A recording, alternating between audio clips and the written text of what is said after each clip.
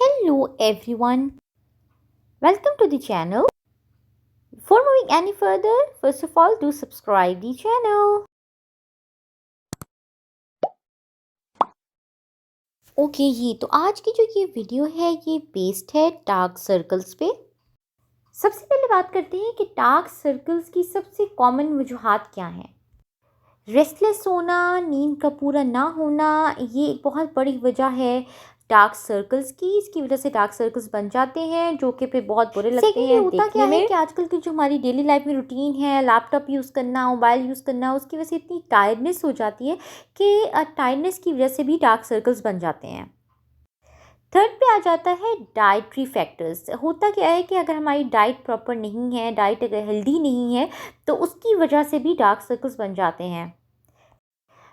वो ख़वातीन जिनकी की डाइट में आयरन रिच फूड्स की कमी होती है और जिन्हें आयरन डेफिशिएंसी होती है, उनके फेस पे डार्क सर्कल्स बहुत ज़्यादा प्रोमिनेंट हो जाते हैं। तो इट इज़ वेरी इंपॉर्टेंट कि जो प्रॉपर एक डाइट हो और ख़ास तौर पे वो डाइट हो जिसमें कि यानी आपकी जो डाइट है उसमें आयरन रिच फूड्स जो हैं वो एडेड हों।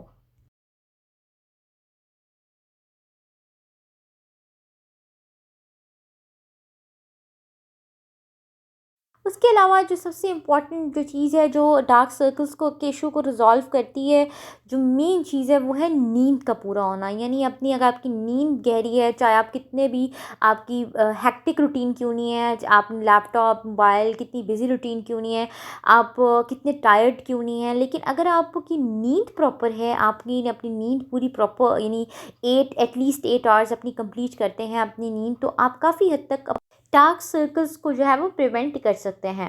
और वैसे भी अगर प्रॉपर इंसान की नींद प्रॉपर हो तो फिर खुद ब खुद अगर डार्क सर्कल्स हों भी तो वो खुद ब खुद कम हो जाते हैं। और यह है कि इसमें जो मेन चीज़ है वो है नींद का पूरा होना, और सेकेंडली ये है कि डाइट का अच्छा होना इज़ वेरी इंपॉर्टेंट।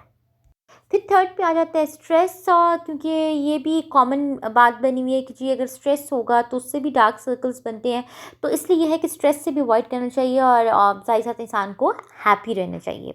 उसके बाद बात करते हैं कि अगर किसी के डार्क सर्कल्स हों तो इसके लिए क्या क्या मतलब रेमेडीज़ हैं जो अवेलेबल हैं।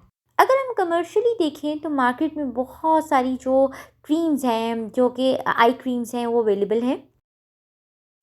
इस चीज़ का ध्यान रखना है कि आपने आलमंड ऑयल इतना ही यूज़ करना है जो कि आपकी आई एरिया पे अप्लाई होता हो, यानी आपकी आंखों के इर्द गिर्द अप्लाई करना है।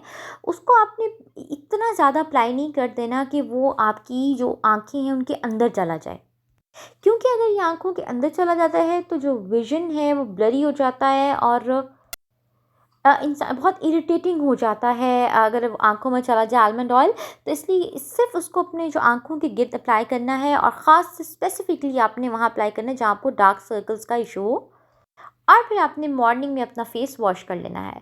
तो एटलीस्ट अगर आप 1 मंथ भी ये प्रोसीजर अप्लाई करते हैं, इवन कि 1 वीक में भी आपको रिज़ल्ट्स नज़र आने शुरू हो जाएँगे। तो 1 मंथ में तो बहुत ही अच्छे रिज़ल्ट्स होते हैं। तो I think almond oil is a very good remedy, क्योंकि बहुत अच्छी रेमेडी है मतलब आपकी जो डार्क सर्कल्स हैं उनके लिए। नंबर 2 पे आता है एलोवेरा।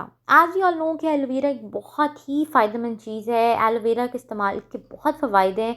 तो इसमें एक बहुत इम्पॉर्टेंट इसका फ़ायदा ये है कि इसको अगर आप अपनी डार्क सर्कल्स पे लगाते हैं तो ये काफ़ी हद तक जो है ना ये हमारी। उसके बाद एक और इम्पॉर्टेंट फैक्टर ये भी आ जाता है कि आपने इस एलोवेरा के एस्पेक्ट से भी कोशिश करनी है कि ये बिल्कुल भी आँखों के अंदर ना जाए, क्योंकि ये यानी आपने जहाँ पे डार्क सर्कल्स है वहाँ तो आपने अप्लाई कर दिया, बट ये आँखों के अंदर नहीं जाना चाहिए, क्योंकि आँखों के अंदर जाए तो it can irritate the eyes. तो इसलिए आँखों के जो अंदर बिल्कुल इसको भी जाने नहीं देना। नंबर 3 पे आ जाता है एक बहुत ही अच्छी रेमेडी है, वो क्या है जी, क्यूकम्बर जेल। होता क्या है कि क्यूकम्बर जेल को आपने अपने फिंगर टिप्स की हेल्प से अपनी आइज़ की जो जहाँ पे डार्क सर्कल्स हों अप्लाई करना है, लेकिन इसमें ख़ास तौर पे बहुत एहतियात करनी चाहिए कि ये आइज़ के अंदर ना जाए, क्योंकि वो फिर काफ़ी मतलब वो ना आइज़ के अंदर इरिटेशन कॉज़ कर सकता है। तो इसलिए आइज़ को प्रोटेक्ट करना है, कोशिश करनी है कि इनमें से कोई भी, इवन दो कि ये तीनों चीज़ें बिल्कुल नेचुरल हैं। अच्छा, इसमें एक बहुत इम्पॉर्टेंट बात ये आ जाती है कि आपने एलोवेरा भी अगर यूज़ करना है तो वो भी आपने मार्केट में जो कमर्शियली जो अवेलेबल एलोवेरा होता है वो यूज़ करना है, वो नहीं यूज़ करना जो कि घर में हमारे प्लांट्स में लगा हुआ होता है, वो यूज़ नहीं करना। आपने वो यूज़ करना है जो कि मार्केट में कमर्शियली अवेलेबल होता है। सेकेंडली आपने जो क्यूकम्बर जेल है वो भी वही यूज़ करनी है जो कमर्शियली अवेलेबल क्यूकम्बर जेल हो, वो आपने यूज़ करनी है। घर में बनाई हुई है कि वो यूज़ नहीं करनी, मार्केट से जो मिलती है वो यूज़ करनी है। जहाँ तक बात है आलमंड ऑयल की, वो भी आपने 100% प्योर आलमंड ऑयल यूज़ करना है।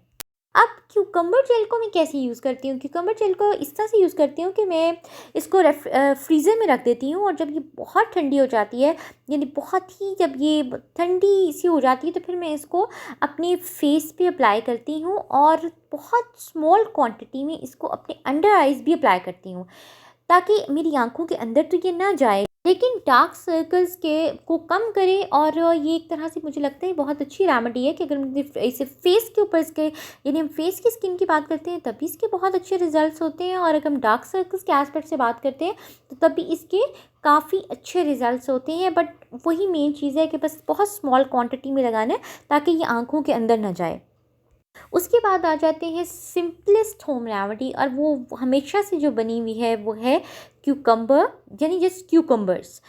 क्यूकम्बर्स को मैं वैसे भी अपनी आइज़ पे अप्लाई करती हूँ, लेकिन ये है कि इसका एक और जो मुझे लगता है बड़ा इसका एक अच्छा मेथड हो सकता है, वो ये है कि इसको अगर हम फ्रीज़र में रख देते हैं तो जब क्यूकम्बर्स ठंडे हो जाते हैं, तो अगर हम उनके बाद उनको आँखों पे लगाएं तो उससे बहुत ही मतलब काफ़ी हद तक हम अपनी जो आइज़ हैं उनको फ्रेश बना सकते हैं, अपनी आइज़ को फ्रेश कर सकते हैं, टायर्डनेस को कम कर सकते हैं, अपने आई एरिया की केयर कर सकते हैं, और डार्क सर्कल्स को कम कर सकते हैं।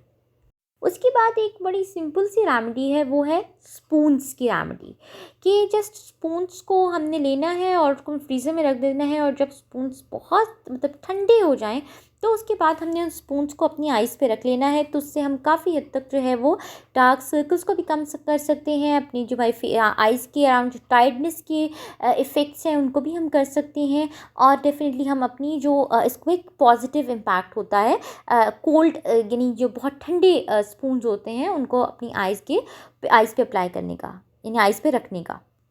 इसमें सबसे एक और बात जो बहुत इंपॉर्टेंट है कि जब भी हम बाहर जा रहे हो तो ग्लासेस वेयर करना, यानी गॉगल्स वेयर करना इज़ वेरी इंपॉर्टेंट, ताकि सन एक्सपोजर कम से कम हो।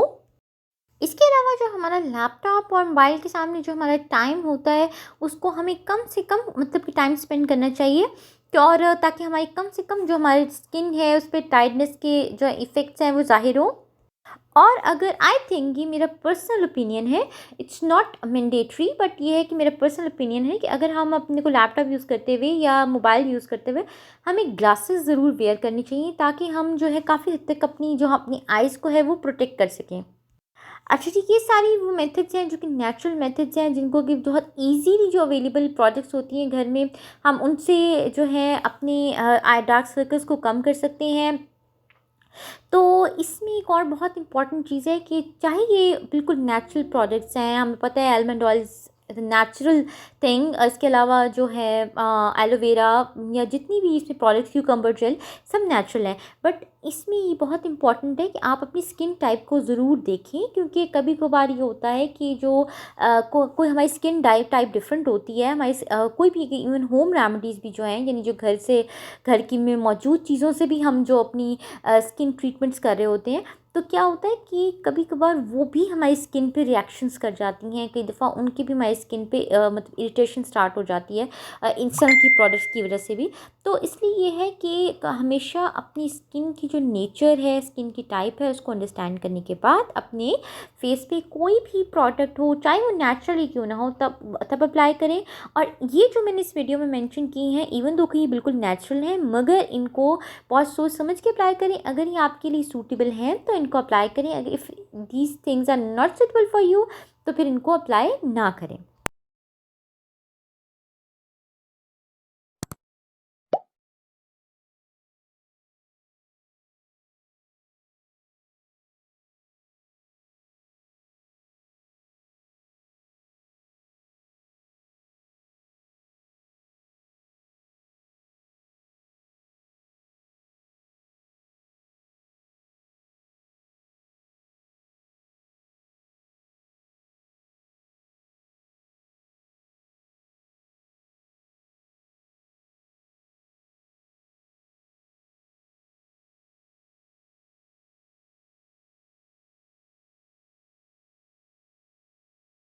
ख़ास तौर पे इस चीज़ का बहुत ख़्याल रखें कि इनमें से कोई भी जो है वो आपकी आँखों के अंदर ना जाए, क्योंकि अगर आँखों के अंदर जाएँ तो ये काफ़ी